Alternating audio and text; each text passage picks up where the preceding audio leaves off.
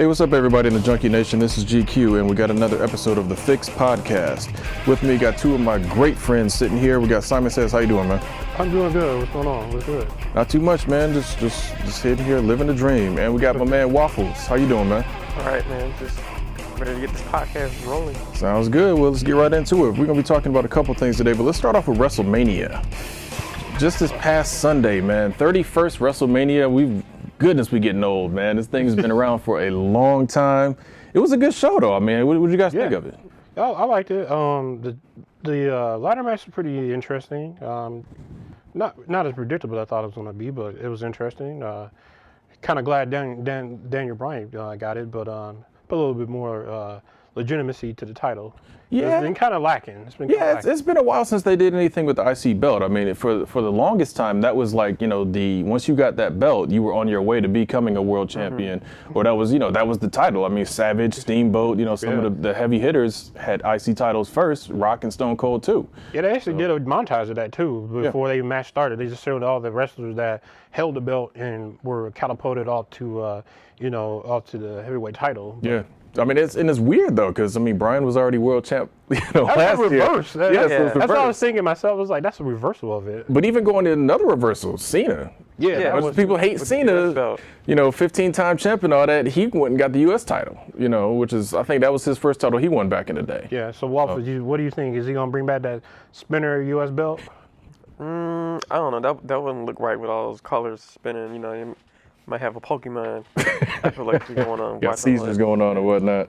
But how about the NWO and DX coming back? The match wasn't really interesting. It was just when they all came out. It was Triple H and Sting was kind of. it was what it was. Sting is 50-something years old. Knew who was gonna win. Come on. Yeah. 56-year-old and he still can go. God, Sting's still wrestling. He's been. Oh my God. But you know what I thought was funny about that match though? Just the fact that you had NWO, first of all, DX came out. So it was like, obviously they for Triple H. But it's like, when the NWO showed up, it's like, hold on, that's Kevin Nash and still Scott Hall, that's still part of the clique. Hogan's the only one that's the odd man out, so it's like, who are they going to help? Right. And I'm like, okay, well. It would, it'd been even funnier if they did the Ultimate Swerve, they just ripped the shirts off and they were DX. Yeah. That would be funny. Was something, but that was a trip. So, it was cool to see, the old guys out there. Again, we've been around watching wrestling for a long time.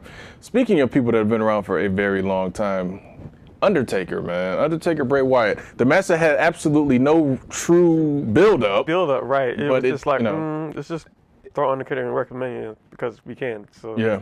And that it didn't have enough heat that it should have had, but if this match was done way before Lesnar, maybe, but it felt like a squash match. But it's like those matches don't have the hype that it usually does because the Undertaker isn't in the roster all year long. Yeah. So it's really no build-up to the matches anymore. Not only that, since WrestleMania 9? That was the first time Taker came out in the daylight, in forever. that was kind of weird because he was there. He was trying to bring, he's doing his whole open the light up and everything. Right. It's like sun's still out. Light. Yeah. It's like McMahon should have called in. We need a cloud over WrestleMania right now. Taker's coming out. Something. But that was kind of weird. And then you also got what was the main event?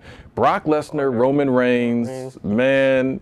I kind of like how they did that match. It was kind of cool to see Roman taking all that punishment. It was intense. Yeah, it was cool. It was one of those. It was like watching an actual UFC fight because they were really laying in some wood on people. I was looking at Brock. I was like, is he really pissed off right now? I think it got a little bit real and personal between them for a second. But speaking of personal, and we're probably gonna close this WrestleMania part out. Ronda Rousey, man, and The Rock.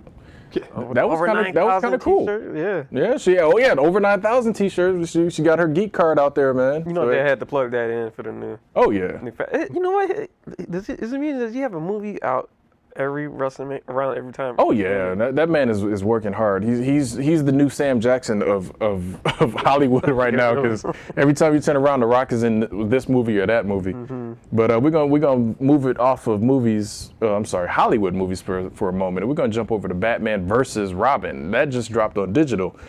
I wasn't too familiar with the Court of Owls story, but man, that movie was pretty intense. If you read the Court of Owls and you look at this movie, their contrast is not really the same, but it's almost the same concept. Because I mean, this is like the first time that if you read the book, Batman actually takes a beating. He almost loses himself. But in this one, it's kind of like a contrast between he's trying to like work things out with his son, but his son's not seeing everything eye to eye, which is, nothing new. But I mean, with him being the grandson of Ra's al Ghul, that's kind of seeing where his arrogance is coming from. Oh yeah, I mean, and Damian, they even showed it in Son of Batman. Damian's got a lot of Ra's influence. Obviously that's who he was born and raised with. So it's like. It's almost like, Bruce, you got Ra's basically staring you back in the face like every time you turn around, because Damian is going to give it right back at you. Yep. And that fight they had was actually kind of nice. I mean, I hate to endorse child abuse, but I mean, it's like Batman was beating his son. So I mean, After they were done, it's like, let's go home. It's like, you just whooped my butt. No, I'm not going home. Forget that. Right. It's like, I got other things I want to do, man. That was... Yeah, it's not like Jason Todd where he's keeping him in check. Like, this is on another level. Like... Yeah, it's like his son is his son has killed people, like, exactly. at the age of, like, 4 or 8 years old. Exactly. It's like he's 10 and he's handling, like, people, like, three times his size, like they're nothing. Right, like, you see in Son of Batman, he's freaking capping people, like... Oh, yeah. In, like, 5 minutes. So, I mean, and the thing is, I like having that dynamic, though, because it's like Batman is always... He's that legendary guy. I mean, Bruce Timm and Paul Dini have created a monster. He's like mythical almost nowadays. So it's like it's kind of interesting to see him, brought down to that level of like, okay, somebody can actually fight you and take you down. His son is kind of like on that level too, because like basically it's like if you watch that fight between them two, their skills were like almost equal. It's just that he was on the defensive mode, but he was holding back. Oh yeah. I mean, it was a cool, like I said, it was a cool movie. I mean, definitely if you are not familiar with the Court of Owls storyline, definitely pick up those graphic novels and read up on that. Because like you said, there were some differences, obviously. I mean, there's only so much you can fit in. The movie was short, actually. It was only 120 minutes. Really? No, I take that back. I'm sorry, it was an hour and 20 minutes. So, I mean, normally animated features are at least at that 90-minute mark. Right. So that was it came in a little bit short, but I mean. I'm still waiting for them to actually make an actual full-length feature and we can just go to the theaters and watch it. Because obviously the animated movies product is putting out more, and it's a lot better than the actual movies that we've been I mean, and it even goes back to, remember Mask of the Phantasm. I'm sorry. I mean, that was a quote-unquote critical failure as far as like the box office numbers. I'm sorry. The movie was great. Yeah, it came out on Christmas that year. And I, opened my presents and everything, because I think I was in high school or something when that came out. And I called my boy up, was like, we're going to go watch Batman. He was like, we thinking we're going to be the only two people there. It's Christmas. Ain't nobody else going to go to see Batman and a cartoon at that. That theater was packed. Because it was just everybody my brother, we waited for that. Yeah, everybody liked that movie. I mean, I'm sorry. I mean, I would have loved to seen Under the Red Hood in the theater. Yeah. That would have been amazing. So what I understand though, they actually did do a very, very limited release of this though, theatrically. But I mean, again, it's probably one of those like, you go to buy a movie and it's like there's a little small poster there at the checkout, and it's just like, well, okay, we're gonna run Son of Batman one screening at like 2 in the afternoon. It's like, okay, who's gonna be there though? I mean, do it right. All right. So let's move on to the movie that's coming out this Friday. Fast and the Furious 7. 7 of these movies. It started off with street racing. And now they're like 18 or something. Yeah, now they complete 18. They got like machine guns in their cars now and flying through buildings. Airplanes. But here's I couldn't believe that this franchise has evolved so much, because the first movie was good. I mean, I really enjoyed it. It was all about the tuning, the car racing and everything, the quarter mile, races, and it was like, okay, this is cool. It kind of brought a lot of people into that, the understanding of some of the car culture. Yeah. Not obviously as extensive as they can get. I mean, Waffuls over here be tuning cars in his sleep, but it was kind of cool to see that, that side of things, kind of see how that culture works. How you got people that are into the basically like the tuners. You got the European cars and all that other sort of thing, and then the second one was just like, what is this? Right. It was like It was a little bit of the street racing, but then it turned into That's when it took the turn. Yeah, that's when they made that turn to like, okay, well now it's more about the spies type police work and all this other extra stuff. Just happened to have cars. But then they kind of like then they did another turn and they did drift racing and it's like and the third one. It's like, you know, Everybody hated the third one. The only reason I liked it because most of the stunts are actually real. That was about it. Oh yeah. No, the drifting was real nice. The story was crap, but the story was terrible, but it was cool that they had the guy that invented drifting in the as a quick cameo. Yeah, exactly. They had him as in a quick cameo real quick. So that was nice. That was a good nod.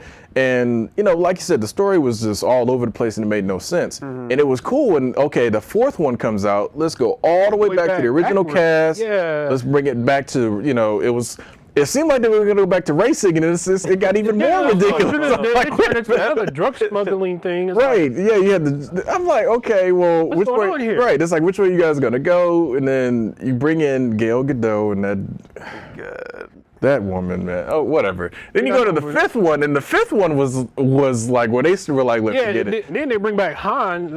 It's like, I thought he died. Exactly. And that's when, you know, you start to find out the continuity is all over the place. I mean, it was like, okay, well, whatever. So, I mean, I don't know. I kind of like the fifth one because I've always liked heist movies and team up, you know, type movies. And the cast they had, I mean, it's no Ocean's 11, obviously, but it is. No, but it was a cool cast. I mean, you know, it had a whole bunch of different people, different specialties and whatnot. I like that. The fifth one, when The Rock showed up, is when it became A-Team. It started going A-Team. It was like they were getting chased. The fifth one, to me, though, I think that was one of my favorites. I thought it was funny when they had when they were driving around with the actual safes or whatnot. Oh, they had to save some. Oh, that was funny. That was take your belief. That was more than suspend your disbelief. That was grab your disbelief, put it in a box, put it on the shelf. Put that shelf on another shelf, and then walk away and never look back. That was They were like some transport. They were like, so Isaac Newton, you are completely wrong on this one. Oh my goodness! I'm just sitting there watching this. I'm like, okay. Yeah, those movies are definitely guilty pleasure movies. Like, oh yeah. You just go into it and just like, okay, what are y'all gonna do next? Yeah, if you go in that thinking that this is gonna be somewhat realistic, you shoot yourself. Because I mean, I'm sorry those movies are so over the top. Go ahead. I have to say, after 5, I kind of said, are they doing another one? I had to take an L on the 6th one. You gotta see 6, man. I had to 6 has the longest airplane runway trip ever. Yes, it does. At the end of the movie, actually, that's funny that they just came out with this free DLC on the Xbox 360 and Xbox One. And they have Fast 7? Yeah. Like they had this race where you're racing the airplane. And the achievement is the achievement you get when you do it is how long is this runway? That's the achievement for it. Definitely. Because I mean, I remember we were sitting there in the theater watching this, and it's just like, okay, it's a pretty big plane. You know, that was a huge plane. I mean, that's a real plane. I mean, so that was kind of neat. But it was like, okay, that plane doesn't need that much runway to take off. I mean, most planes runway I think is about 500 feet, or maybe a little bit more. Maybe And you know. The longer you're on the runway before you take off, the jets will start breaking up the concrete if you're on there for too long. Yes. And I don't care how big, if it's a jumbo, an airplane is going pretty freaking fast and it's about to take off. Yeah, so, and it was dragging cars, and then I'm like, okay. I think they showed right after that movie came out, somebody put an estimate of how long that runway seemed, and they just showed it was just like, they showed a regular runway was like, like an inch on a map or something. They showed it was like this runway was like across from like California all the way to the other side of the country. Wow. I'm like, that runway was ridiculous, man. I'm like, come on, why are we on the runway for 15 minutes straight chasing a plane? It's like, this plane needs to take off. This is getting ridiculous. Then they started killing people like just randomly. I mean, again, I wasn't sad to see Gal Gadot go. Yeah, the way when I was watching it, I was like, did she die or? Right, she just kind of disappeared. I mean, like everything else I've seen in the movie. Why didn't she survive that?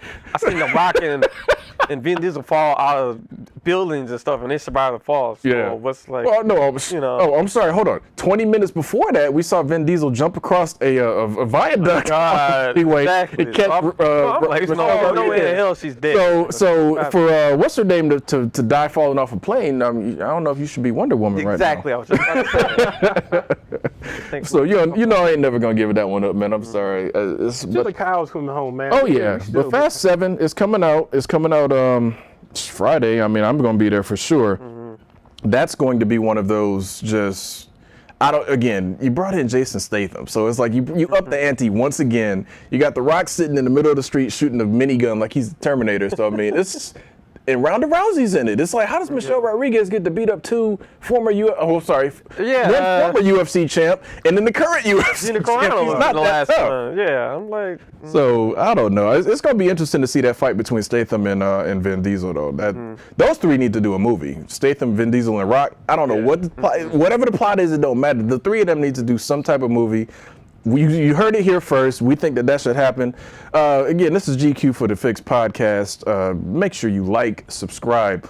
Enjoy the footage that we have. We got WWE 2K15 going on during this podcast. So I mean that's from what I understand, it was Simon Sez and Ken Shiro throwing down. So they had some interesting matches.